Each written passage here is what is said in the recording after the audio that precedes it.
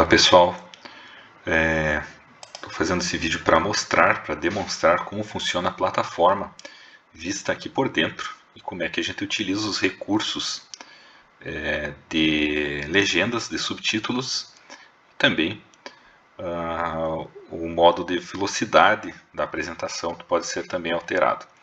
Muito bem, as aulas se passam aqui no centro da tela, você pode inclusive ampliar ela aqui no modo tela cheia para que ela pegue toda a área da tela do computador ou do smartphone. Aqui à esquerda nós temos os módulos com a descrição da quantidade de aulas que você já completou. Os módulos vão se abrindo, aqui eu estou com o módulo 2 aberto e eu abri essa aula aqui chamada Ajuste Adequado do Power Doppler. E aqui a gente pode dar um play e nessa localização aqui a gente pode alterar as legendas, deixar sem legendas, desligado em inglês, espanhol ou em português. E eu vou deixar em espanhol aqui para que vocês possam visualizar e vou dar um play para que vocês possam visualizar como que funcionam essas legendas.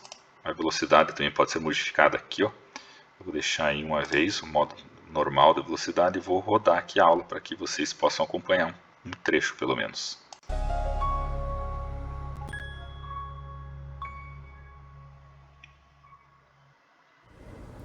Olá, seja muito bem-vindo, muito bem-vinda a mais uma videoaula no módulo de artrite reumatoide.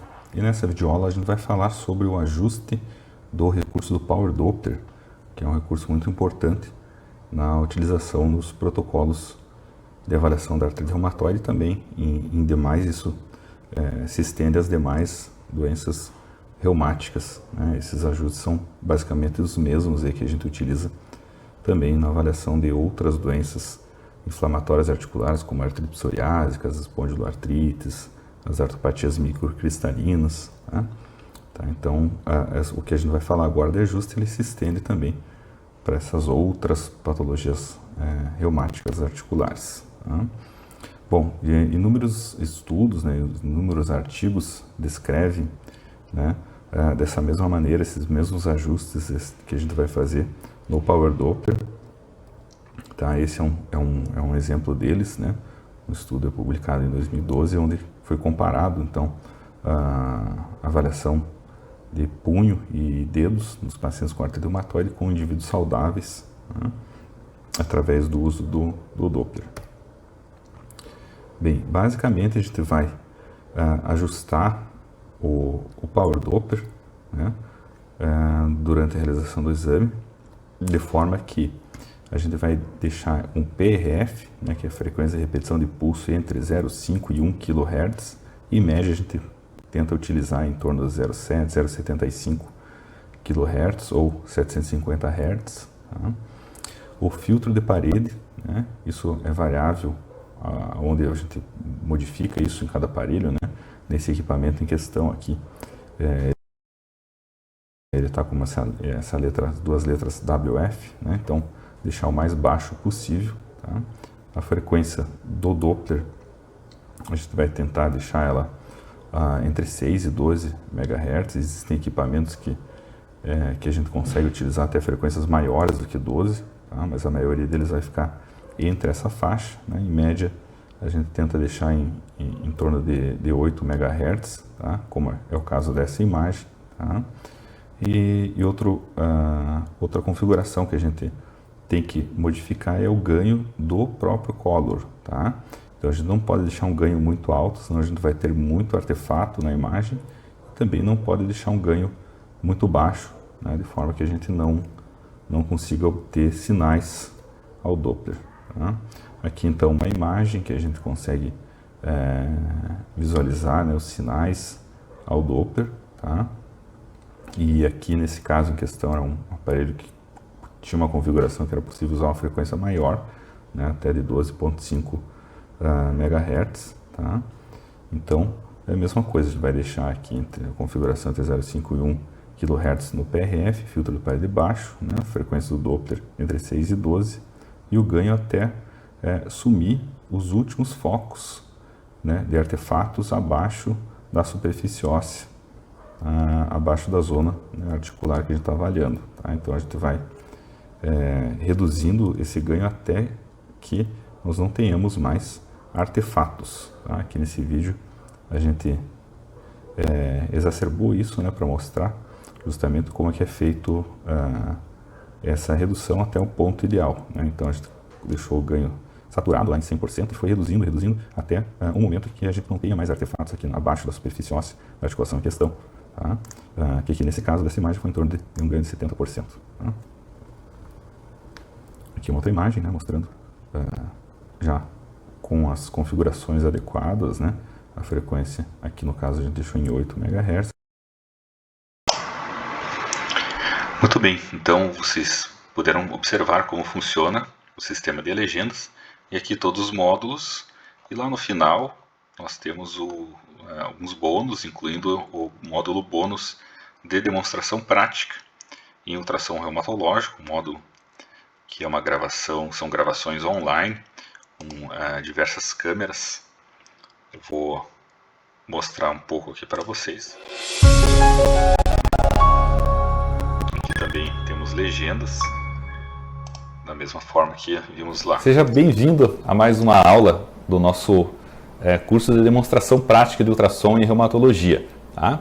Nessa aula nós vamos falar sobre o protocolo de Mazei, que é um protocolo onde nós avaliamos as ênteses, tá, de pacientes que estão principalmente sob suspeita das espondiloartrites, que é um grupo de doenças que costuma fazer muita entesopatia, né, alterações na inserção dos tendões, nos ossos, tendões, ligamentos, enfim, essas estruturas que a gente chama de ênteses. Tá?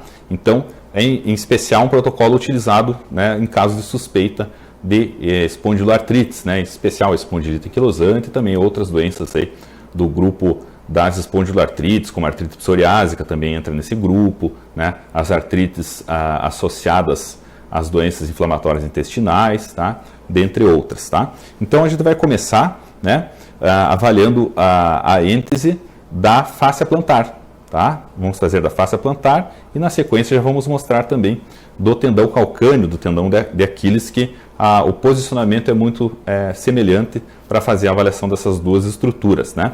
Então são 6, esse protocolo envolve 6 avaliações, 6 estruturas, tá, de ênteses, tá, pelo corpo bilateralmente. Tá? E existe uma pontuação, eu vou deixar depois anexo aí à plataforma do curso essa tabela, né, que vai auxiliar vocês, tá, a fazer essa avaliação completa, né, onde a gente vai avaliar principalmente as estruturas, né, tanto de fáscias quanto de inserções tendíneas. Se o paciente tem espessamento, né, existe um limite máximo que esse protocolo nos dá como referência para cada estrutura de fáscia ou de tendão. Tá? Se existe a ocorrência ou não de alterações estruturais como erosões ou os entesófitos e calcificações, tá? E também se existe ou não a presença do Power Doppler nessas estruturas de ênteses, ok? Tá? E algumas delas a gente também vai avaliar a ocorrência de bursa, né? Principalmente na região aqui do calcâneo, a bursa retrocalcânea,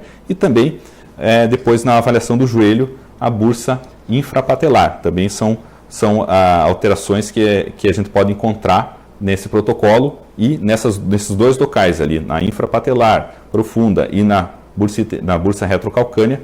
Esse protocolo também ele nos pede, nos orienta que faça essa avaliação, ok? Então essa tabelinha, né, é uma colinha que vocês vão ter aí também, a gente vai deixar anexo abaixo da aula aí, na plataforma, para que vocês tenham também essa orientação, para que possam seguir, né, se guiar por essa tabela na hora de fazer os seus exames do protocolo de Mazei. Então, começando aqui pela fáscia plantar, tá? Eu vou pegar aqui meu transdutor, tá? Aqui também a gente vai colocar bastante gel ali para poder fazer a avaliação, né, da estrutura da fáscia plantar. Lembrando que a fáscia plantar, né, é uma estrutura que a gente vai avaliar ali na região da planta, do pé. Muitos pacientes podem ter a pele da planta do pé um pouco mais espessada, que às vezes pode trazer alguma dificuldade, tá?